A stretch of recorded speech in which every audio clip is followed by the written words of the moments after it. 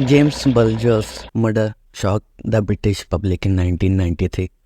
John Venables and Robert Thompson, both 10 years old, abducted James from outside a butcher's shop in Bootle, Merseyside on February 12.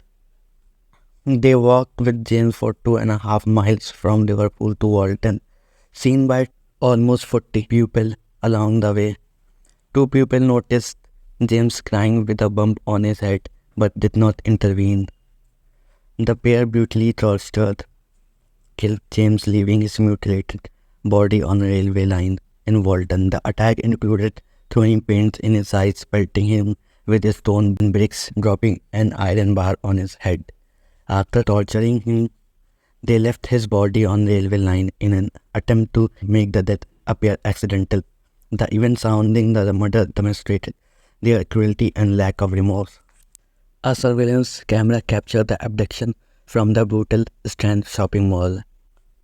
The evil acts of John Venables and Robert Thompson raised questions about the reasons behind their gruesome murder. The influence of upbringing, particularly violent surroundings and lack of financial security, played a role in pushing them toward deviant behavior.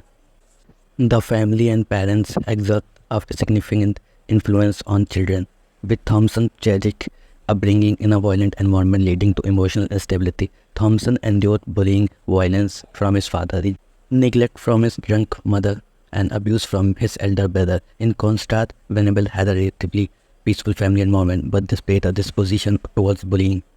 Thompson's experience of worst type of parenting, including physical and sexual violence from his father, contrasted with Venable's situation where his mother struggled with psychiatric issues but did not create a violent environment.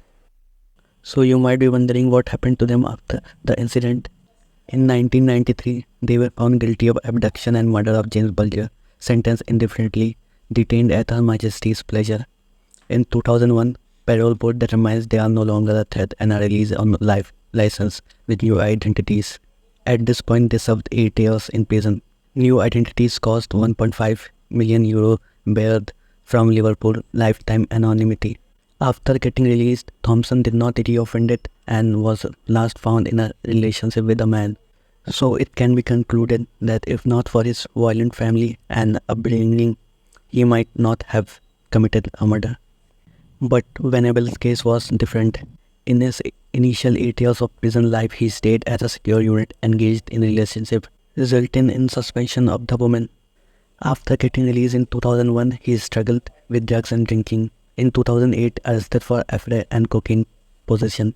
In 2010, found with indecent images of children, adopts persona to distribute images. The persona was of a woman trying to sell her 8 years old daughter. In 2013, he released on parole with new identity.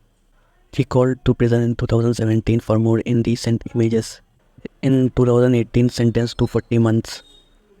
Admits owning manual on child sex and attacked in prison when his identity was revealed. In 2020, parole denied stays in prison.